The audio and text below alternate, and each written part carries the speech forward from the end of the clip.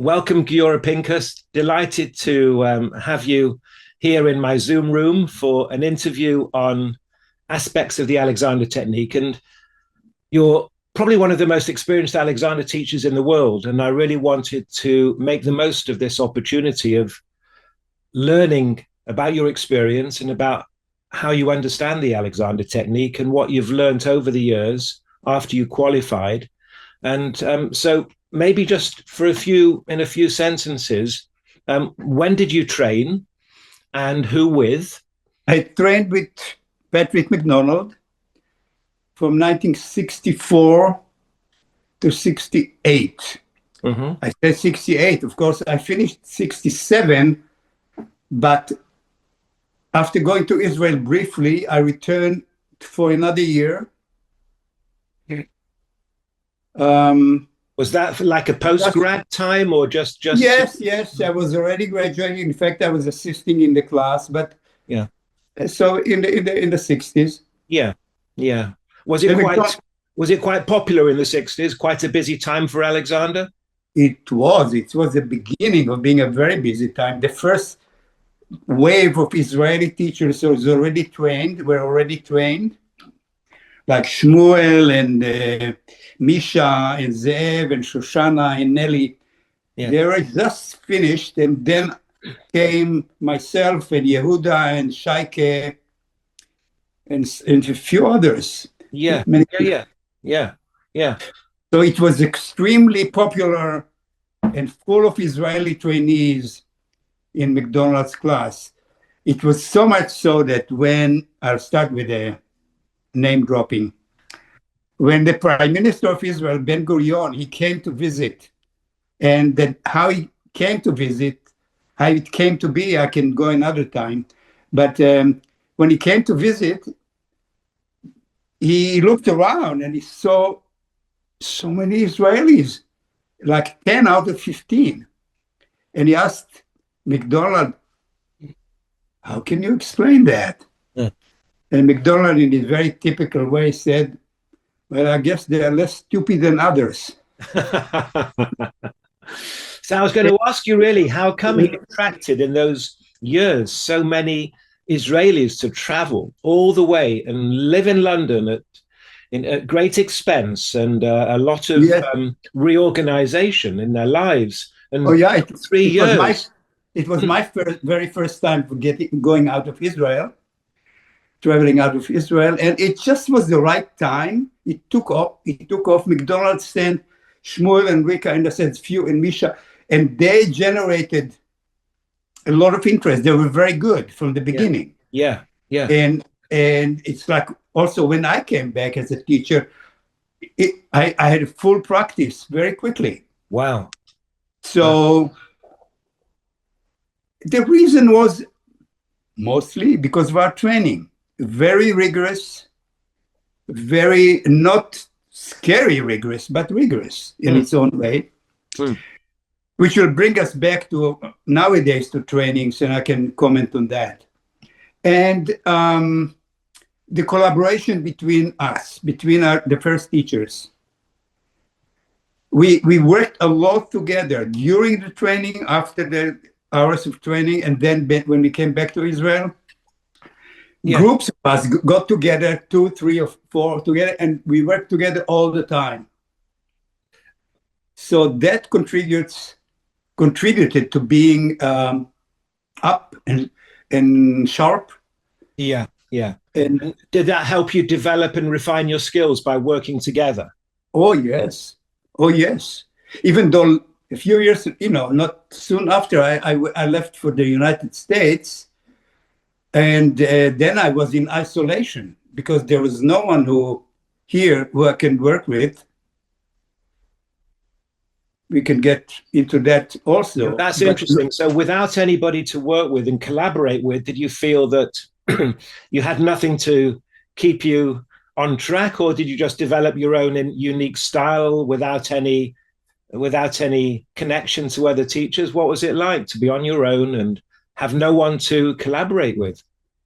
Well, it was both disadvantage because I didn't have the camaraderie and good collaboration and learning from each other with my friends. Yeah. Yeah. And but it was also, you can say in retrospect, it was a stimulus to develop my own way. Right. And not that I was trying to develop any own way. It just naturally happens that if one has no one to work with and at the same level. I did work in the beginning with Frank Ottewell, but he wasn't trained in the same way.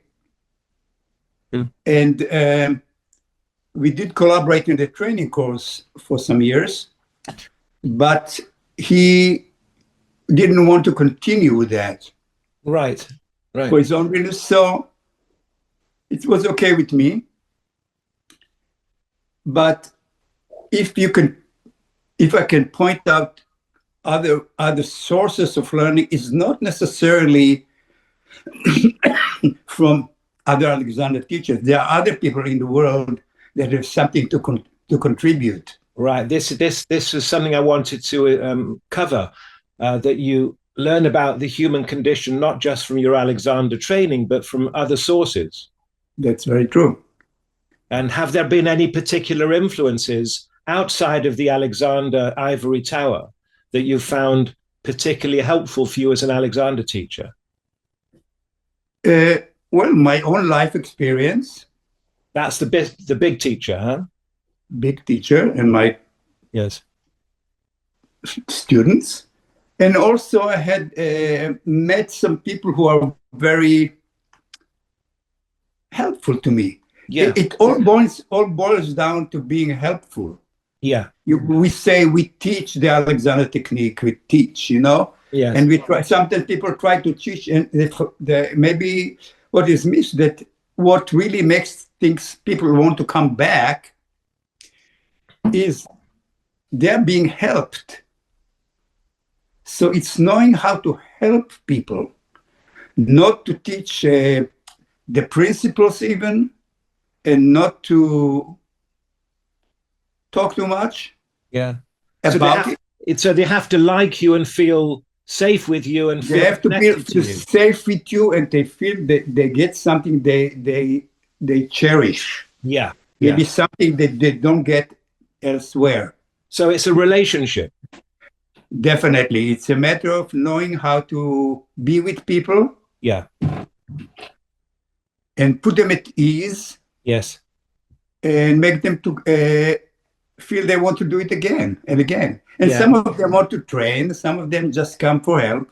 Yeah. And some of them stay for years. Just for a periodical refreshment. Yeah, yeah.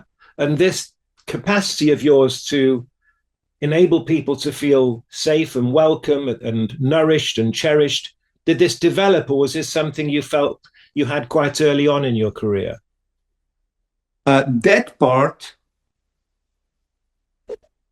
I got the skills, this basic skills from Macdonald. No-nonsense, good skills that were drilled again and again and again and into me, and got into my organism, became a second nature. But in terms of interpersonal relationship, I had other help here. Right. I had other models of people who were wise and knew how to, wise in the way of being with people and being helpful to people. Right. Don't need to be too specific, but I think I'm not alone in this. A lot of people have other sources too. Of course, yes, yes.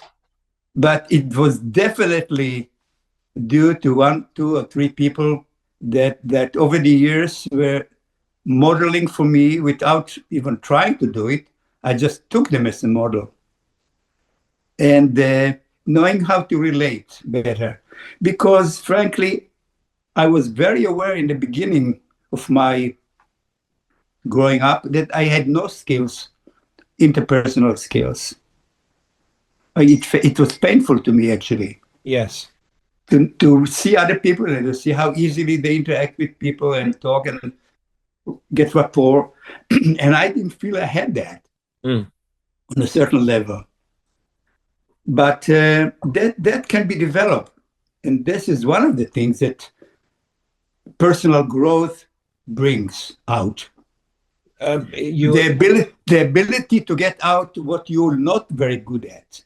Right. But you were saying Macdonald gave you the perhaps Alexander skills, but you didn't really get the relational growth from him, the capacity to relate, the interpersonal skills. You got that outside of the training. And I'm wondering if you believe that the Alexander training should include an offering where you can develop interpersonal skills as well as Alexander skills.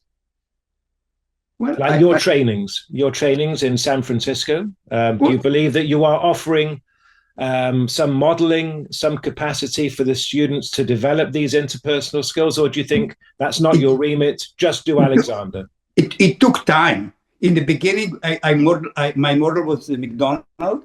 Yes, that's how I worked, and continued to work, and continued this way, this day to work. However, my interpersonal skills, you can say, grew over time, and I find myself suddenly relate to people better. Right. And how did I know it? Because people started liking what I do and my guest teaching in Europe. And now I became sought after, so to speak. And not necessarily, actually, in particularly, not in Macdonald style training courses. Right. So people valued you as you, not because you were passing on something similar to Macdonald's style. I did, but the idea to be, but in a non-confrontational way. Right. Right. Because some of us, we didn't know any other way. And so I think I saw some people being great, and their style of relating was grating on some people. Right. The non-Macdonald type of trainings where you were very welcome, it seems like they valued you for your interpersonal, relational qualities, and your... No, that opened the door, and then I could teach them what I knew. It's nothing different, right, than what I normally teach. Right. So the suspicion, as we all know. Yes. One school to another. There was just there's a suspicion where you were trained, who you were trained with. Did you have the right lineage? Did you come from Carrington or Macdonald? And this mutual suspicion. Who's the real devoted son of Alexander? Who is the real inheritor of the legacy? I always thought if the real, you should prove it, not by words. Right. If you have something to contribute, it's not by where you were trained necessarily. Yeah. So the old fights between the two main so-called early students of Alexander, Macdonald and Carrington, do you have much time for that sort of dispute, this rivalry that existed in the 50s and 60s and 70s and even later? Or do you think that's all a more of a personal issue rather than a quality issue? It's a personal issue. I never took it seriously. It depends who you're working with. Yeah. And you should establish direct personal relationship, and if you have something to contribute, people would notice it. Right. Yeah. Maybe that's a good time to come back to your original training in the 60s, where I think I remember you saying that you trained with Macdonald and Scott together. Is that correct? That's true. Scott was, I would say, the assistant. He would come once or twice a week. Yes. Was he an influence on the training? He was an influence on the training. His style was completely different. Exactly. This is what interests me, that Macdonald chose someone with a totally different style and way of teaching. Yeah, but McDonald chose him because he was good, Good. Yes. not because he was different. Exactly. It was good in its own way, and we learned right away that you can learn from people who work differently. So that was a really good learning from the beginning, that not everyone has to work the same way. It was to me. Yeah. Yeah. When you look back, can you say you learned certain things from Scott that you didn't learn from Macdonald? Yes. Yes. I learned, to be myself more. Uh-huh. In the end, all of us have to develop and make it their own. Yes. Alexander emphasized it. As we all know, he said, I don't want to catch you working exactly like me. And even though McDonald's style was different, and he did want us to work in class like him, but we were free there to break out. In the beginning, we used to emulate him. Yes. Some of us, you probably know who they are, when emulated his mannerism. Yes. Yes. But they were good teachers, but then they had to, over time, they realized they cannot sustain that. The superficial model, the outer form, and develop their own way. Yeah. And this is how it should be. And it should be Anthony Kingsley's technique, strictly speaking. Or, someone else's technique. Of course, we do teach the Alexander technique, because if you advertise on Anthony Kingsley technique, and no one may hear about that. So the Alexander technique has certain, rightly, a very certain reputation, limited, but definite. So we all teach the Alexander technique, but strictly speaking, we all teach ourselves. Right. What we know, what we internalize, what we integrated in ourselves. And it comes out, yes, with our personality as an outer shell. Okay. But that's not what the real teaching is. The real teaching has nothing to do with personality, or very little to do with personality. It has to do with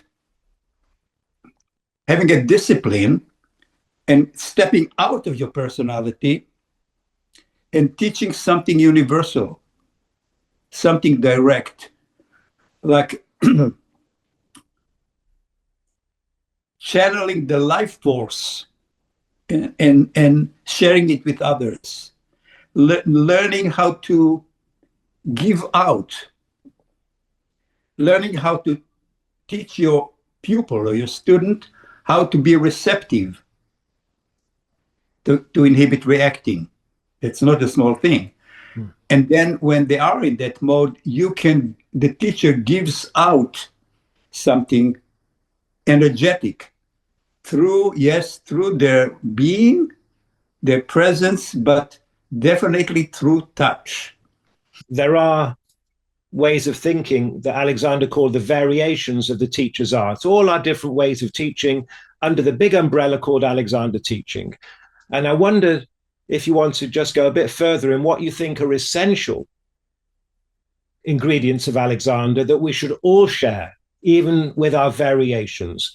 And you started with inhibition of a stimulus, and you talked about touch as pretty major, and giving something of our way of being outwards to another human being. And I'd like maybe for you to really expand on what are the essential ingredients that you got from Macdonald that you think, whether you come from here or there, trained in this training school or that, we should share and honor the essential components of what we should believe as the core Alexander technique.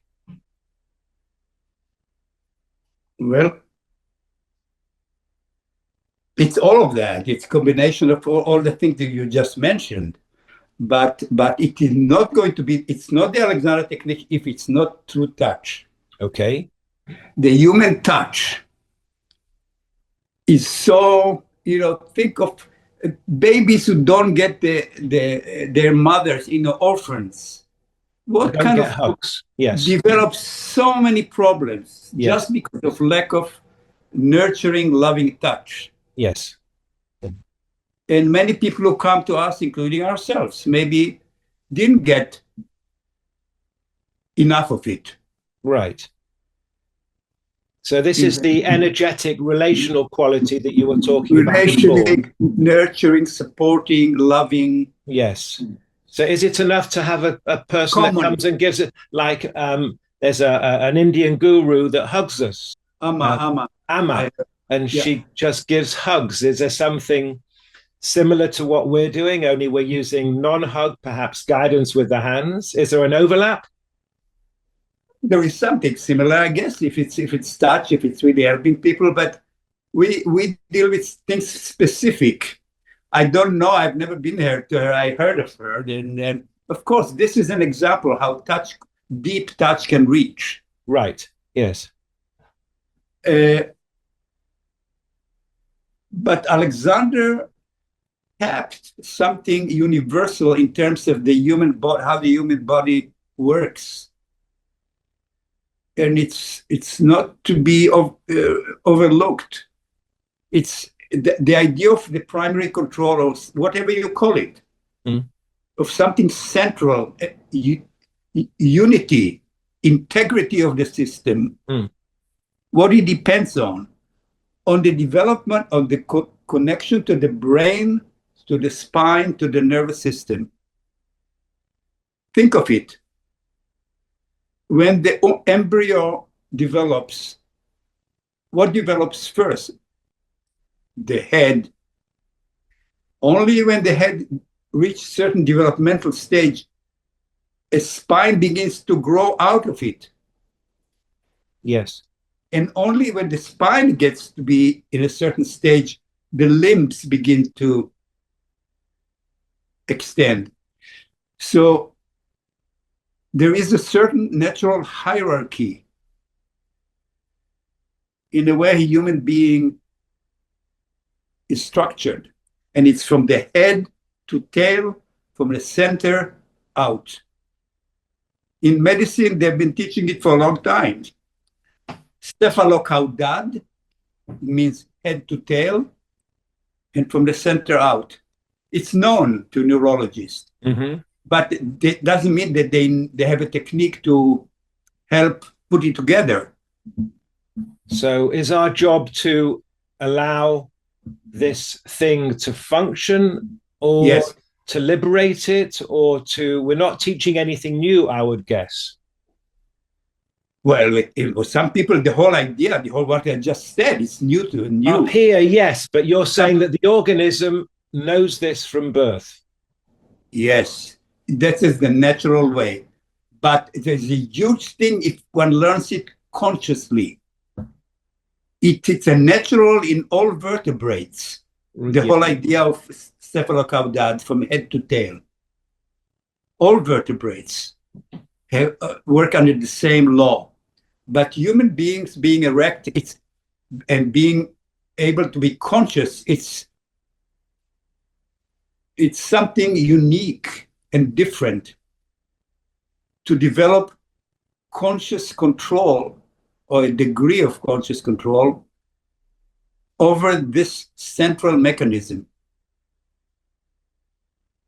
And it's a big deal. It's not the be-all, and not everything that needs to be known. But it's a huge help, as you probably know, to psychological work. Yes. It's not divorced from it. Today, everybody is talking about the vagus nerve. Yes.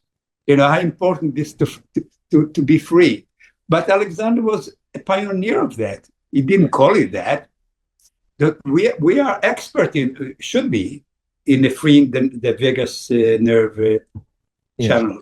What a teacher can do for you, in many cases, you cannot do for yourself, but then it opens you up to possibilities. Yes. But then it could be too fast for some people, and needs time to integrate that knowledge on all levels. Not So just you don't rush and push for impact. You don't push for results. it would be a mistake. Yes.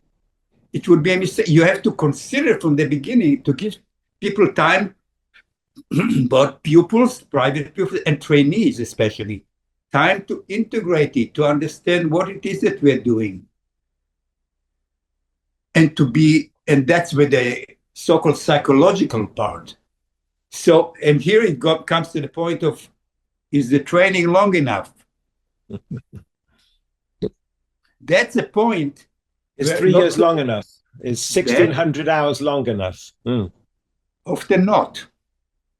So here I am saying that. Experience shows that's why most of the Alexander teachers around the world cannot make a living. Each one of us has to do what Alexander did in terms of total dedication, focus over a long time. And I think it comes back to what is possible today in training. Is the training rigorous enough? Can something be changed to make it more varied or longer? And I'm now speaking about people who have experience in training. And by the way,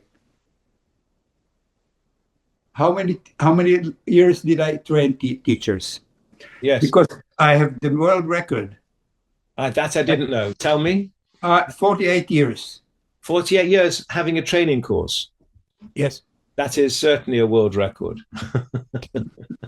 Anyway, so what I'm saying that. And how are your students doing? Don't take it wrong. Don't take it wrongly. But I've got a little while to go. It surprised even me. But what I'm saying that I have some experience in this field, and I give it a lot of thoughts. And I don't think I'm not realistic about my own ability. I know my faults. I know my weaknesses in training. And as I said, now after I'm kind of retired from training people, I'm lying down at night and thinking of what I have not done.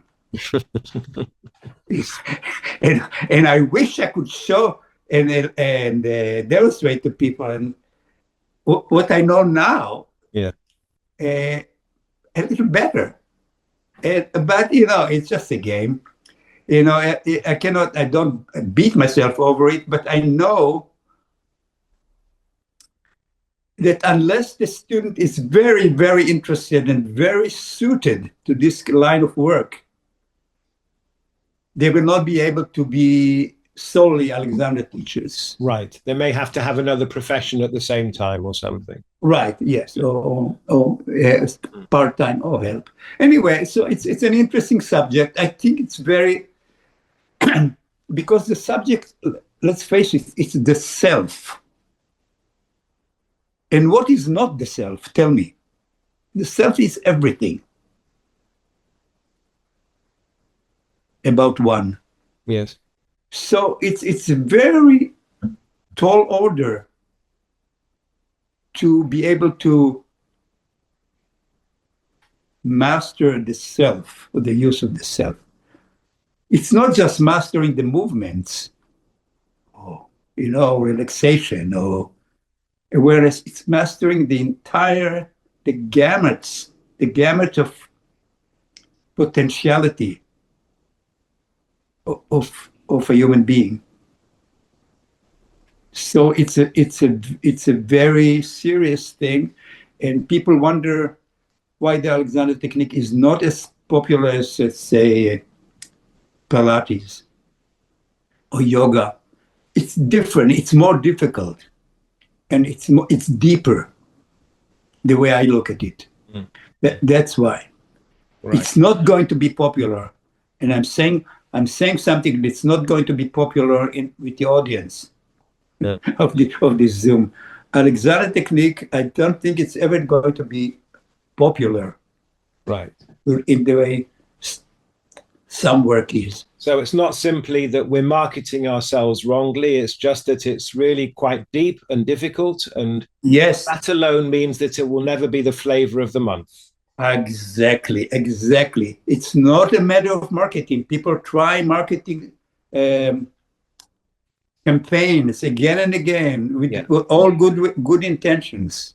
Yeah. From my perspective, it's not going to work that way. But explain this then. I mean, I get that, and it has to grow from the ground up. But look, what psychotherapy is about the human condition. It's really hard work. It takes time. It's deep. It's a struggle. It involves going through pain and suffering and being honest with oneself and having a relationship with someone you eventually trust. And that enterprise, psychotherapy, is very popular. Very popular. It's because an Alexander teacher, truly speaking, should be both psychotherapist and Alexander teacher. You know, he has to have psychological skills. I am a psychotherapist and an Alexander. I know. This is what I know.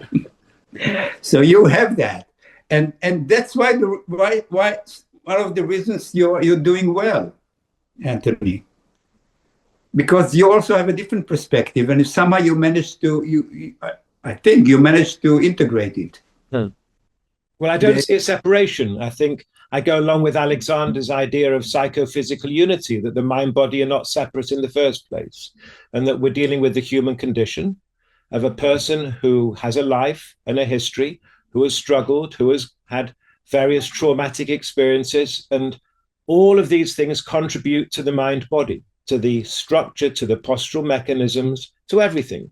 So I can't separate out helping the soul and helping the body. It's the same thing. But most people, public in general, does separate it. I understand. And they think of the Alexander technique as the physical only. But Alexander stressed from the first pages of his first book, Psychophysical Unity. How come we're here 120 years on talking about it as a body thing? I tell you, it's down to the training. The fact is that it's not popular. Yeah, and exactly. When many people are not skilled enough, when they are launched into the world, something's wrong with the training. Was Macdonald a bit deficient in the whole psychophysical enterprise, or was that something that originated maybe from Alexander, not fully embracing the psychophysical? Perhaps Macdonald's was a little lacking in that, yes, in terms of time given to it. But if you talk to him, if you knew him, he was interested in all the right things. Yes, yeah. And you had to know him a little bit better beyond the training course in order to have an idea of what he was interested in beyond the technique. But somehow he managed to be on his feet, picked himself up from being a weakly and youth. Yeah. And he was able to develop an aspect of controlling the self to a high degree. So it's not very high degree, so much so his imprint on many of his pupils was such that I was counted. He had more training directors coming out of school than anybody else. Yeah, yes. I'm not saying, Carrington also had many. But you have to have someone whose imprint is very deep of how serious this work is. And they managed to develop themselves.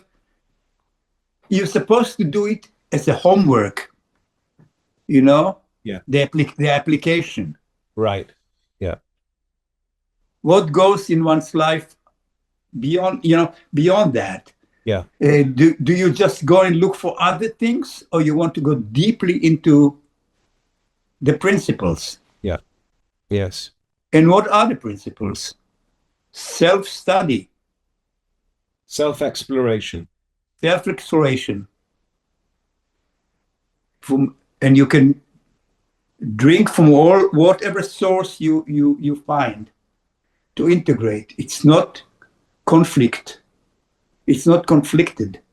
So would you say that it would be a good description to say that the Alexander technique is an exploration of how we react to life's stimuli? That's saying it in different words that Alexander said.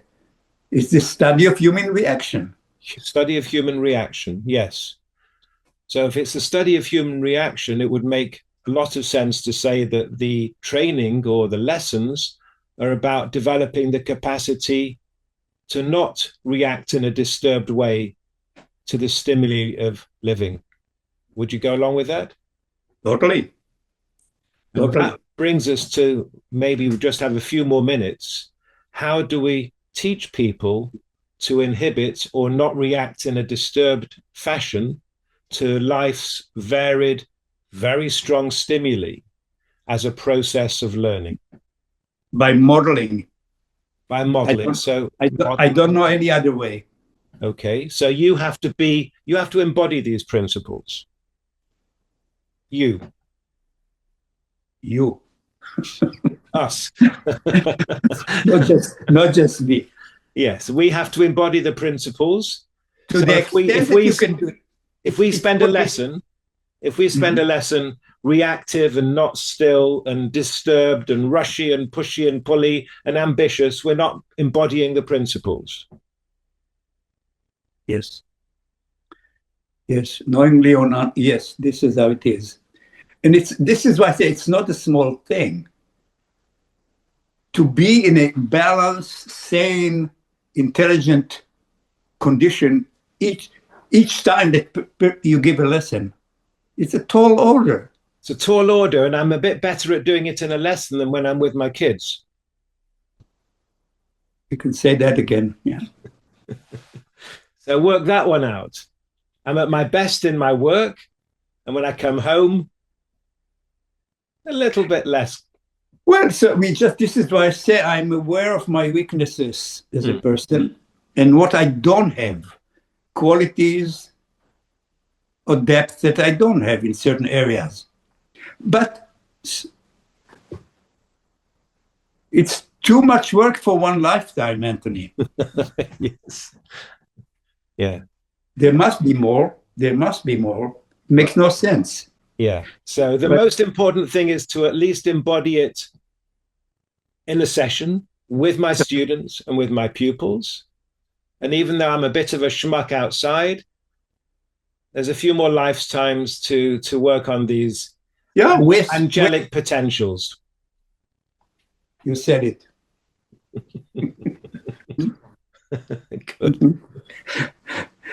You surprised me today. You can tell everybody you just contacted me a few hours ago, and I had to be ready. I had to change my shirt and shave. I know, you've done it very well and very quickly. You've certainly got skill in presentation skills. Yeah, I wanted to demonstrate how well I shave and how quickly I can do it without any cuts. No cuts. That certainly is one of the successes of the Alexander technique. All right, my friend. It's good to talk to you. Application. It's all about application. Yeah. Good. Okay. All right. I'll speak to you again. You. Take care. Bye for now. You too. Bye.